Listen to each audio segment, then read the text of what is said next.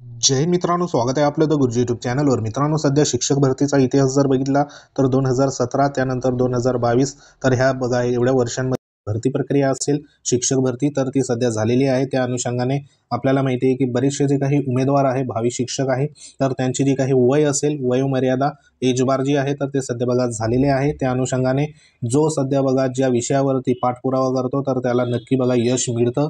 तर हे आपल्यावरनं दिसून येत आहे, कारण इथं जे आपण भरती प्रक्रियेचा जर विचार केला तर 2017 ते 2022 मध्ये एवढा जो वर्षांचा गॅप आहे तर ह्याच्यामध्ये शिक्षक भरती सध्या झालेली नव्हती।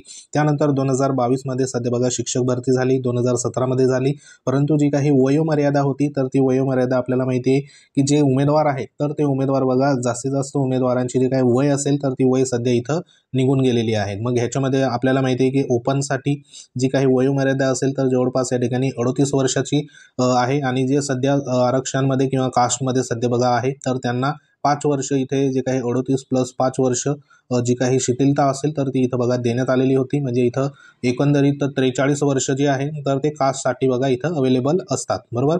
परंतु जी काही भरती प्रक्रिया जर बघितली तर ही एकदम या ठिकाणी उशिरा पद्धतीने जी काही चालू आहे, त्याच्यामुळे ज्या उमेदवारांची वय त्या ठिकाणी बघा एजबारच्या होण्याचा मार्गावर होते तर त्यांनी योग्य तो पाठपुरावा सुरू केला होता, आणि त्या अनुषंगाने बघा हे जे पत्र आहे तर हे शालेय शिक्षण आणि क्रीडा विभागाच्या वतीने 27 डिसेंबर 2024 ला महत्त्वाचं सध्या इथे इश्यू करण्यात आलं आहे। तर हे पत्र जे आहे तर ते माननीय आयुक्त महोदय असेल शिक्षण जे महाराष्ट्र राज्य पुणे तर त्यांना इथं देण्यात आलं आहे। तर हे पत्र बघा, ह्याचा जो महत्त्वाचा इथं विषय आहे तर तो विषय म्हणजे 2022च्या शिक्षक भरतीच्या दुसऱ्या टप्प्यामध्ये पहिल्या टप्प्याच्या अपात्र गैरहजर माजी सैनिक आणि 10% पद कपात बाकी राहिलेली सर्व पद जागा दुसऱ्या टप्प्यामध्ये येणार असून दिनांक 23/10/2023 पर्यंत पहिल्या टप्प्यातील वयास पात्र म्हणजेच कोरोना काळात 2 वर्षाची शिथिलतेसोबत असलेली अभियोग्यता धारकांना दुसऱ्या टप्प्यामध्ये समाविष्ट करून घेण्याबाबत अशा पद्धतीने विषय आहे। कारण आपल्याला माहिती आहे की मध्यंतरी जो काही कोरोना कालावधीमध्ये 2 वर्षाचा जो काही वयवारी असेल तर त्याच्यामध्ये शिथिलता देण्यासंदर्भात सांगण्यात आलं होतं। तर त्याच धर्तीवर एक ह्या ठिकाणी बघा MPSCची जी काही उमेदवारांसंदर्भात 1 वर्षाची शिथिलता ऑलरेडी इथं बघा देण्यात आली आहे। त्या अनुषंगाने जे काही पत्र असेल, GR असेल तर तो देखील इथं निर्गमित केला आहे। तर त्याच धर्तीवरती जे पवित्र पोर्टलमध्ये बघा फेज 2 मध्ये जे भरती प्रक्रिया सध्या होणार आहे त्याच्यामध्ये गैरहजर माजी सैनिक असेल, 10%ची पदं असेल, बरोबर। तर इत्यादी जी पदं आहेत तर ती पदं येणार आहे, आणि ह्या अनुषंगाने जे उमेदवार सध्या बघा 23/10/2023 पर्यंत पहिल्या टप्प्यातील जे वयास पात्र होते त्या उमेदवारांना जी एज त्यांची एज आहे, वय आहे, तर ते सध्या बघा त्या ठिकाणी पूर्ण झालेलं आहे। तर अशा उमेदवारांना 2 वर्षाची शिथिलता देण्यात यावी, जेणेकरून त्यांना ही जी फेज 2 आहे तर ह्याच्यामध्ये बघा त्यांना संधी इथं मिळू शकते। तर त्या अनुषंगाने युवा विद्यार्थी असोसिएशनच्या वतीने इथं बघा एक निवेदन देखील देण्यात आलं होतं।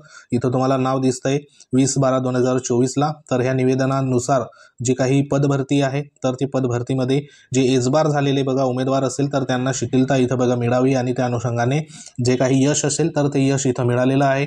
तर एक म्हणजे या ठिकाणी युवा विद्यार्थी असोसिएशनच्या वतीने, तसंच बघा माननीय जे काही संदीप कांबळे सरांची जी काही संघटना आहे तर त्यांच्या वतीने देखील सध्या पाठपुरावा इथं करण्यात आला होता। एकंदरीत ज्या वेगवेगळ्या संघटना आहेत तर त्या आपल्या भावी शिक्षकांच्या आणि विद्यार्थ्यांच्या हितासाठीच बघा कार्य करत आहेत। तर त्यांचं जे कार्य असेल तर ते वाखाणण्याजोगं आहे। तर ह्या दोघ्या ज्या संघटना असेल तर त्या बहुतेक ज्या काही शिक्षक भरती संदर्भात बघा जे काही काम आहे तर ते काम उत्कृष्टरित्या सध्या बघा करत आहे। तर त्यांना सध्या जो काही संधी असेल तर ती संधी बघा उमेदवारांना इथे एक प्रकारे मिळालेली आहे। एक प्रकारे इथं जे काही निवेदनामध्ये जे त्यांनी सांगितलं आहे तर त्याच्यावरती बघा प्रस्तुत प्रकरणी उपरोक्त निवेदनामध्ये केलेल्या मागणीच्या अनुषंगाने संदर्भ क्रमांक 2 येथील शासन निर्णयातील तरतुदीचा विचार घेऊन आपले स्वयंस्पष्ट अभिप्राय शासनास तात्काळ सादर करण्याची आपणास विनंती इथं करण्यात आली। म्हणजे माननीय आयुक्त महोदयांना हे जे काही विषय देण्यात आला आहे तर त्या विषयावर सध्या बघा जे काही मत असेल, स्वयंस्पष्ट मत, तर ते शासन दरबारी सध्या तात्काळ सादर करण्यासंदर्भात इथं माननीय कक्ष अधिकारी महाराष्ट्र शासन यांच्या वतीने पत्र सध्या इश्यू करण्यात आले। तर एकंदरीत इथं जर आपण बघितलं तर जशी MPSC संदर्भात जे काही उमेदवारांना 1 वर्षाची शिथिलता देण्यात आली तर त्याच धर्तीवर जे काही एजबार झालेले सध्या बघा इथं उमेदवार असेल, भावी शिक्षक असेल तर त्यांनी जे काही पत्र देण्यात आलं होतं त्याच्यामध्ये 2 वर्षाची शिथिलता सोबत इथं म्हटलेलं आहे। तर आता ह्याच्यावरती नेमकं आयुक्त महोदय माननीय शिक्षण आयुक्त महोदयांचं जे काही अभिप्राय असेल तर तो प्राप्त झाल्यानंतर बघा त्याच्यावरती जो काही पुढचा निर्णय असेल, GR असेल तर तो पारित होईल. तर इथं बघा जे काही जे सध्या बघा पत्र दिलं होतं तर त्याला नक्की तिथं यश आलेलं आहे. तर या उमेदवारांना संधी बघा नक्की मिळणार आहे. तर हे सध्या महत्त्वाची सध्या अपडेट होती. अपडेट आवडली असेल व्हिडिओ लाईक करा, शेअर करा.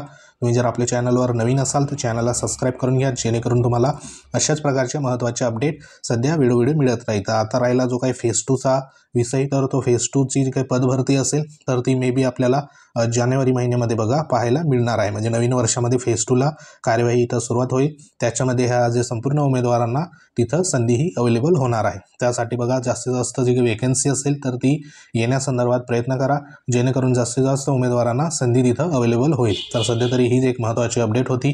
तर अशाच अपडेटसाठी आपण पुन्हा भेटूया. तोपर्यंत जय हिंद, वंदे मातरम.